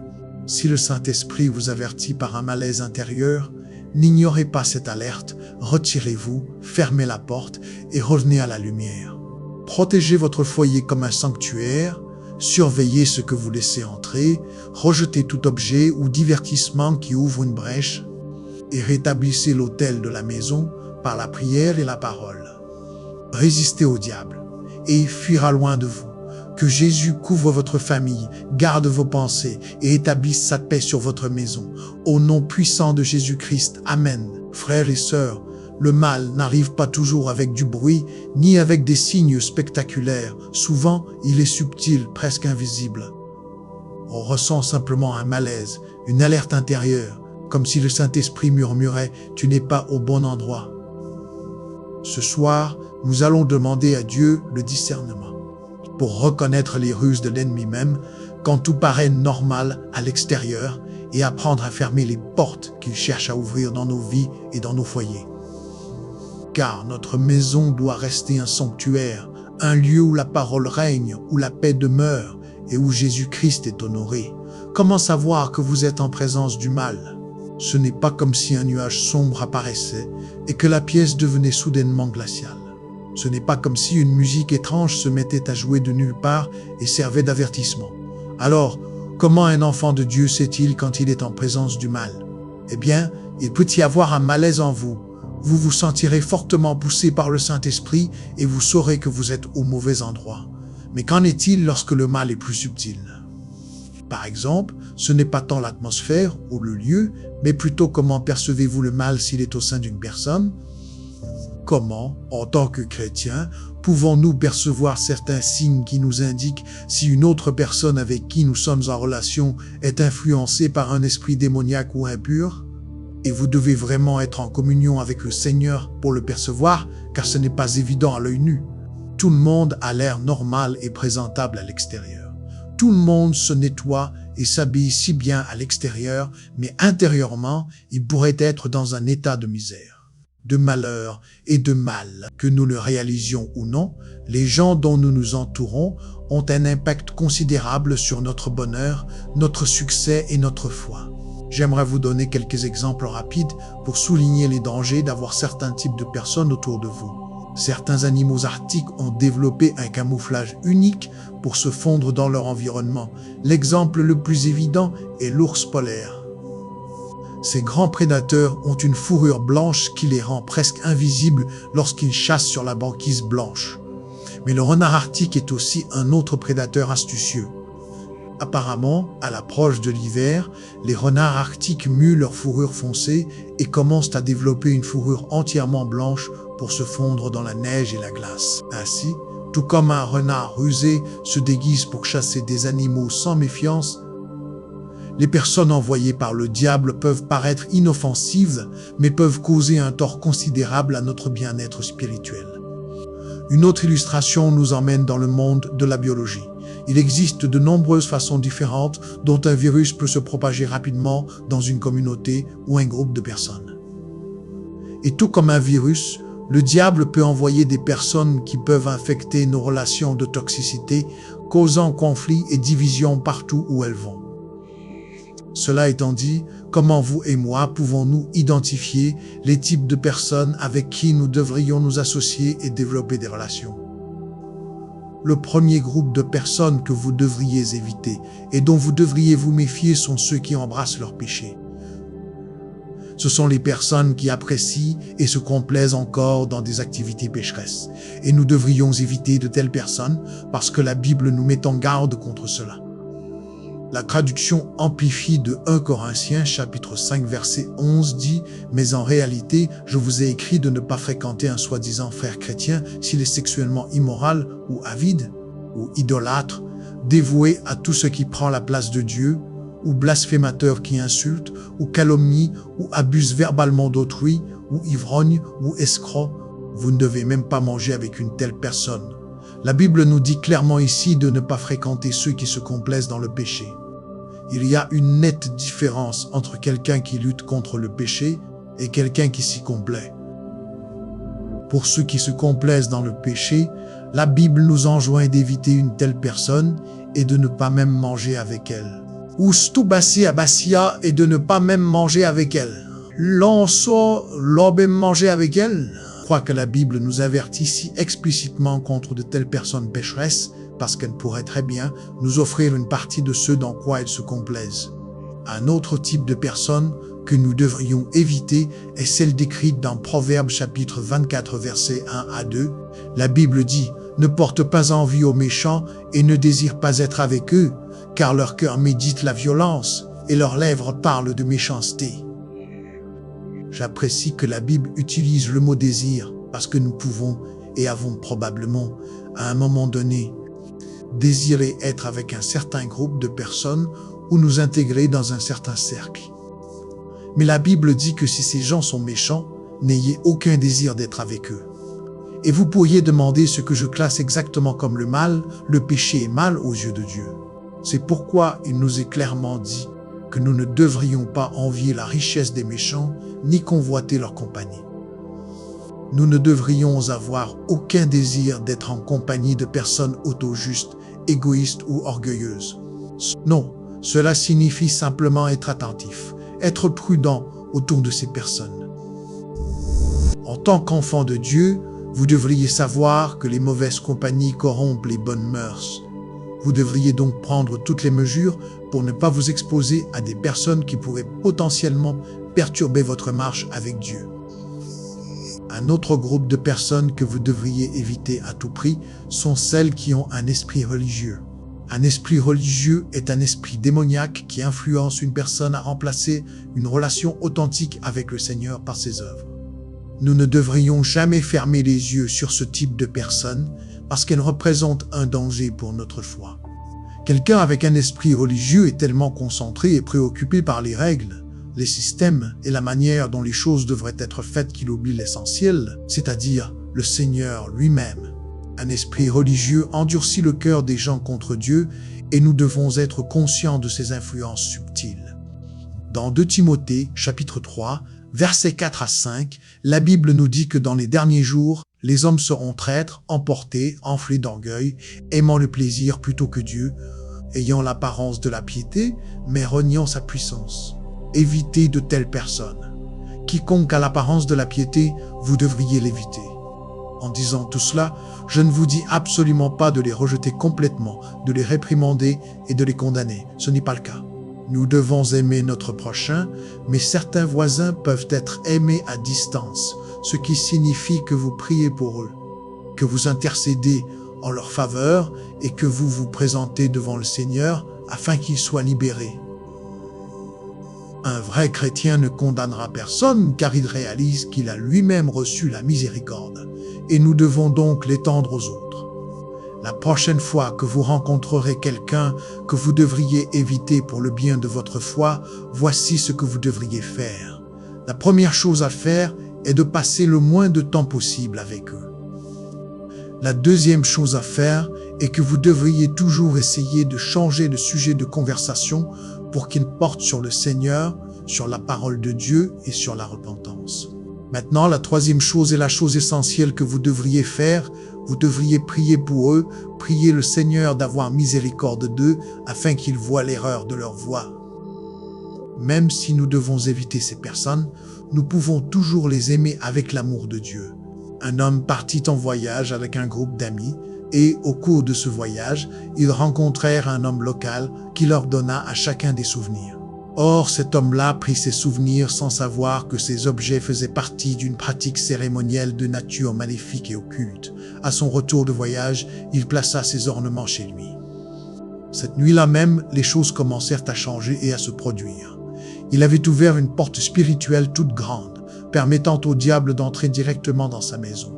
Il commença à vivre des choses inhabituelles, il y avait de l'agitation dans son cœur, il se sentait accablé, opprimé, comme s'il portait un poids énorme sur ses épaules. Les nuits blanches et les cauchemars commencèrent. Il devint un homme rempli de peur, il craignait tout et n'importe quoi. Il commença à vivre toutes sortes de choses qui ne venaient pas du Seigneur, simplement par manque de connaissance et par manque de vigilance. Une combinaison qui l'avait laissé spirituellement ouvert. Alors il se confia à son père qui fit venir le pasteur chez lui. Pendant la conversation avec ce pasteur et son père, les ornements attirèrent l'attention du pasteur. D'où viennent-ils? Il expliqua que c'était un cadeau d'un homme du pays lors de son voyage. Avez-vous demandé ce qu'étaient ces objets? Il secoua la tête. Savez-vous quelque chose sur l'homme qui vous les a donnés? Avez-vous demandé ce qu'étaient ces objets? Avez-vous demandé ce qu'étaient ces objets? Avez-vous demandé ce qu'étaient ces objets? Secoua de nouveau la tête.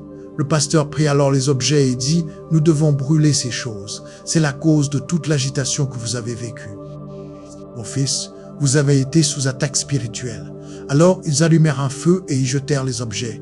10 minutes passèrent, 20 minutes passèrent, et ces objets ne brûlaient pas. Ils ajoutèrent un peu plus de combustible et attendirent encore 10 minutes. Rien, aucun signe que ces choses brûlaient.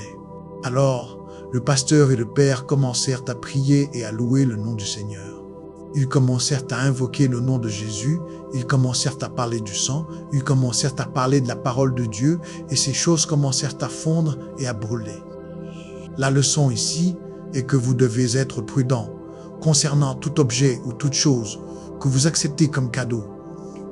Il y a maintenant une histoire biblique intéressante qui nous enseigne les conséquences spirituelles potentielles de l'acquisition d'objets et de choses. dans Josué chapitre 7, l'histoire d'un homme nommé Akan. Voici comment cela s'est déroulé. Josué envoya quelques-uns de ses hommes de Jéricho pour explorer la ville d'Aï. Quand ils revinrent, ils dirent à Josué, « Il n'est pas nécessaire que nous y montions tous. Il ne faudra pas plus de 2 ou 3 000 hommes pour attaquer Haï, puisqu'ils sont si peu nombreux. Ne faites pas peiner tout notre peuple pour y monter. » Ainsi, environ 3 000 guerriers furent envoyés, mais ils furent lourdement défaits. Les hommes d'Aï poursuivirent les Israélites depuis la porte de la ville jusqu'aux carrières et tuèrent environ 36 d'entre eux qui battaient en retraite sur la pente. Les Israélites furent paralysés par la peur à ce tournant des événements et leur courage fondit. Josué et les anciens d'Israël déchirèrent leurs vêtements de désarroi, jetèrent de la poussière sur leurs têtes et s'inclinèrent la face contre terre devant l'arche du Seigneur jusqu'au soir. Alors Josué s'écria, « Ô Seigneur souverain, pourquoi nous as-tu fait traverser le Jourdain si c'est pour nous laisser tuer par les Amorites ?» Josué savait que quelque chose s'était très mal passé. Il venait de faire tomber les murs de Jéricho et, en plus de cela, Dieu avait promis d'être avec eux partout où ils iraient. Mais d'une manière ou d'une autre, ils semblaient s'être égarés. À ce stade de l'histoire, seul Dieu connaît la véritable explication. Maintenant, après que Josué eut prié, voici ce que Dieu répondit. « Lève-toi, pourquoi es-tu étendu sur ta face comme cela? Israël a péché et a rompu mon alliance. Ils ont volé certaines des choses que j'avais commandé de mettre à part pour moi. Et ils ne les ont pas seulement volées, mais ils ont menti à ce sujet et ont caché ces choses parmi leurs propres biens. C'est pourquoi les Israélites fuient devant leurs ennemis en déroute, car maintenant Israël lui-même a été mis à part pour la destruction. Je ne resterai plus avec vous, à moins que vous ne détruisiez les choses parmi vous qui ont été mises à part pour la destruction. Lève-toi, ordonne au peuple de se purifier en préparation pour demain, car voici ce que dit le Seigneur, le Dieu d'Israël. Caché parmi vous, ô Israël, se trouvent des choses mises à part pour le Seigneur. Vous ne vaincrez jamais vos ennemis tant que vous n'aurez pas retiré ces choses du milieu de vous. C'est en son que ben les distres quand vous avez un ami de maison, le matin, vous devrez vous présenter par tribu et le Seigneur désignera la tribu à laquelle appartient l'homme coupable. Cette tribu devra avancer avec ses clans et le Seigneur désignera le clan coupable. Ce clan avancera alors et le Seigneur désignera la famille coupable. Enfin, chaque membre de la famille coupable devra avancer un par un. Celui qui a volé ce qui était mis à part pour la destruction sera lui-même brûlé par le feu, ainsi que tout ce qu'il possède, car il a rompu l'alliance du Seigneur et a commis une chose horrible en Israël. Au matin, il fut révélé qu'Akan avait volé une belle robe, 200 pièces d'argent et un lingot d'or pesant plus d'1 livre. Akan était l'un des soldats de la tribu de Juda qui avait participé à la bataille de Jéricho. Akan avait pris quelques objets pour lui-même, même si Josué avait commandé à tous de se tenir éloignés de tout ce qui appartenait à Jéricho, car tout était maudit. La cupidité d'Akan entraîna la défaite d'Israël à Haï. L'histoire d'Akan se termine tragiquement, car Josué et tous les Israélites prirent Akan, l'argent, la robe, le lingot d'or, ses fils, ses filles, son bétail, ses ânes, ses moutons, ses chèvres, sa tente et tout ce qu'il possédait, et ils les amenèrent à la vallée d'Achor et les lapidèrent. La Bible nous dit qu'ils entassèrent un grand tas de pierres sur Akan, qui demeure jusqu'à ce jour. C'est pourquoi cet endroit est appelé depuis lors la vallée de la détresse. Alors le Seigneur ne fut plus en colère. D'après cette histoire, nous devons être conscients qu'Akan a pris des objets qui étaient maudits et cela a eu des conséquences dévastatrices. Le jugement de Dieu est tombé sur la nation à cause du péché d'Akan. Les versets 2 à 5 décrivent la bataille et la défaite d'Israël. Près de 36 soldats israélites perdirent inutilement la vie dans ce qui aurait dû être une bataille facile, mais qui devint une défaite amère. La Bible dit « Mon peuple périt par manque de connaissances ». Ne soyez pas dans la catégorie des personnes qui périssent par manque de connaissances. Un manque de connaissances qui, si vous donnez un pouce au diable, il prendra 1 kilomètre. Un manque de connaissances que le diable se déguisera en quelque chose d'inoffensif. Il ne pourrait y avoir rien de mal avec un souvenir. Il n'y a rien de mal à ce que j'accepte un cadeau de quelqu'un pendant que je voyage dans le monde. Soyez vigilants, hommes de Dieu. Soyez vigilantes, femmes de Dieu. Savez-vous d'où vient réellement cet objet, ce souvenir? Allez-il? Savez-vous quel esprit, quelle atmosphère ou quoi vous invitez dans votre maison lorsque vous regardez ce film? Deutéronome chapitre 6, versets 6 à 9 dit « Ces commandements que je te donne aujourd'hui seront dans ton cœur. Tu les inculqueras à tes enfants, tu en parleras quand tu seras dans ta maison, quand tu iras en voyage, quand tu te coucheras et quand tu te lèveras. Tu les attacheras comme un signe sur tes mains, et ils seront comme des frontaux entre tes yeux. Tu les écriras sur les poteaux de ta maison et sur tes portes. » Dans ce passage, Dieu ordonne aux enfants d'Israël de donner à la parole de Dieu un rôle prééminent dans le foyer. Or, le foyer joue un rôle essentiel dans la vie du croyant. En tant que chrétiens, nos foyers ils doivent être, des foyers où le nom de Dieu, la présence de Dieu est toujours résident. Le foyer devrait être un sanctuaire, un lieu saint. Il devrait être un lieu de paix, de sérénité et de joie. Il devrait être un lieu où la parole de Dieu est élevée et vécue. C'est bien beau de dire tout cela, mais dans un sens pratique, si le foyer est bien un sanctuaire, si notre foyer est un lieu où la présence de Dieu devrait résider, alors nous ne devrions tout simplement pas autoriser certaines activités, pratiques et formes de divertissement à la maison. Je vous soumets que nous devrions être plus vigilants quant aux choses que nous autorisons dans nos foyers. Nous devons être conscients que, tout comme nous fermons et verrouillons les portes physiques de nos maisons, nous devons faire de même spirituellement. Il y a un vieux dicton, « Un malheur n'arrive jamais seul ». Avez-vous déjà ressenti cela? Avez-vous déjà eu l'impression que quelque chose se passe dans votre lit et que c'est plus profond que ce que vos yeux peuvent voir? Avez-vous déjà eu l'impression que quelque chose se passe dans votre famille ou dans votre foyer qui ne semble pas naturel, comme s'il y avait une autre force à l'œuvre? Parce que c'est une chose après l'autre, c'est attaque après attaque, c'est bataille après bataille. D'un autre point de vue, avez-vous déjà eu l'impression que lorsque les choses vont mal à la maison, elles ont tendance à se propager à d'autres domaines de la vie? C'est comme quand il y a un problème avec vos enfants à la maison et que cela affecte votre travail, ou quand il y a un problème dans votre mariage et que cela affecte vos interactions avec vos enfants, ou si quelque chose se passe au travail et que cela affecte tout ce qui précède. Il devient rapidement évident que toutes ces choses sont interconnectées. Et cela nous rappelle également que si le diable peut prendre pied dans un domaine, il a alors pris pied dans tous ces domaines. Le diable tente d'une manière sans précédent de détruire les familles aujourd'hui. Il veut perturber le système et l'ordre familial. Satan sait que si la famille chrétienne est intacte, si la famille chrétienne œuvre d'un commun accord, alors c'est l'une des armes les plus puissantes contre ces tromperies.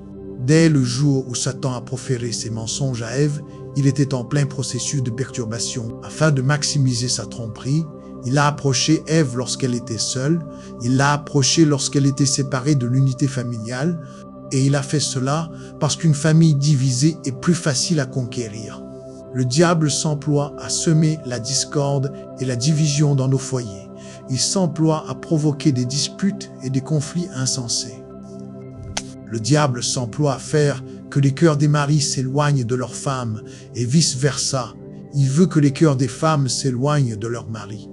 L'ennemi s'emploie à rendre les enfants rebelles et à leur donner un esprit de plainte.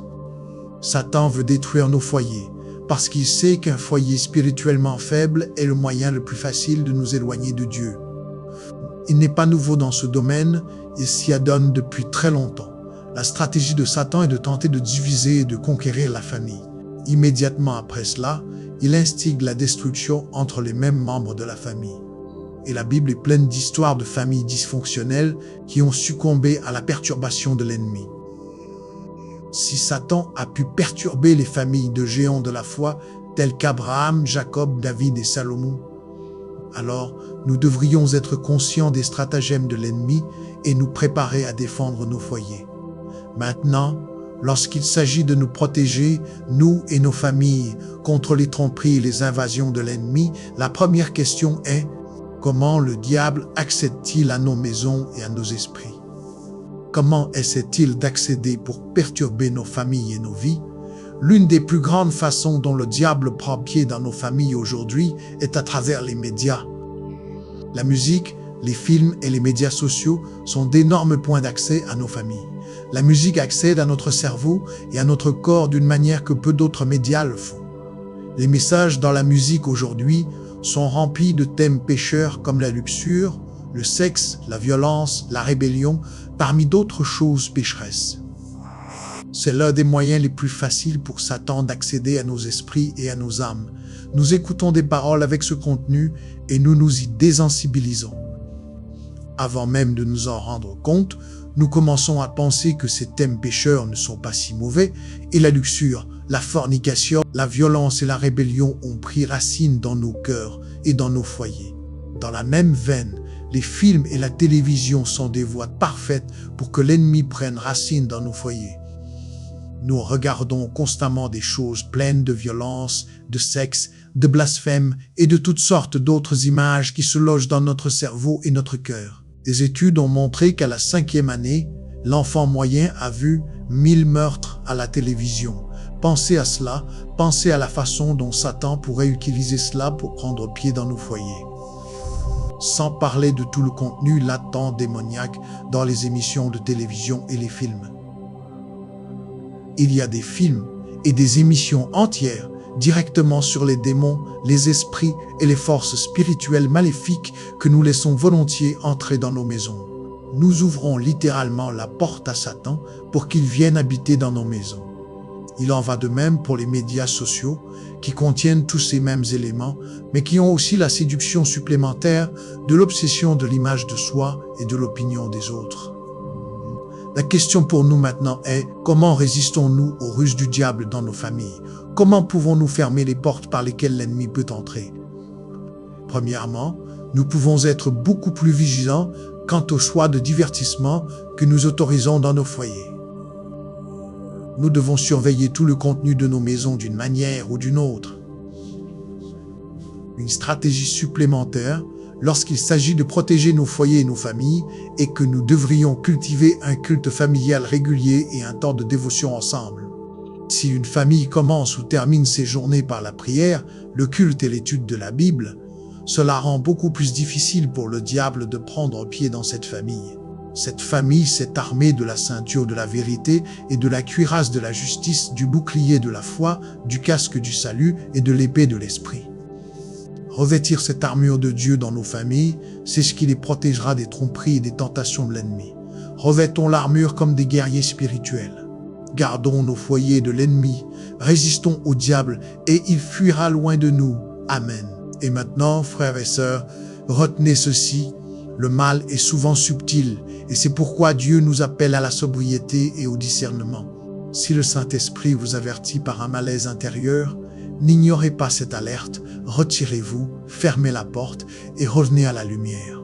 Protégez votre foyer comme un sanctuaire, surveillez ce que vous laissez entrer, rejetez tout objet ou divertissement qui ouvre une brèche et rétablissez l'autel de la maison par la prière et la parole. Résistez au diable et il fuira loin de vous. Que Jésus couvre votre famille, garde vos pensées et établisse sa paix sur votre maison. Au nom puissant de Jésus-Christ. Amen.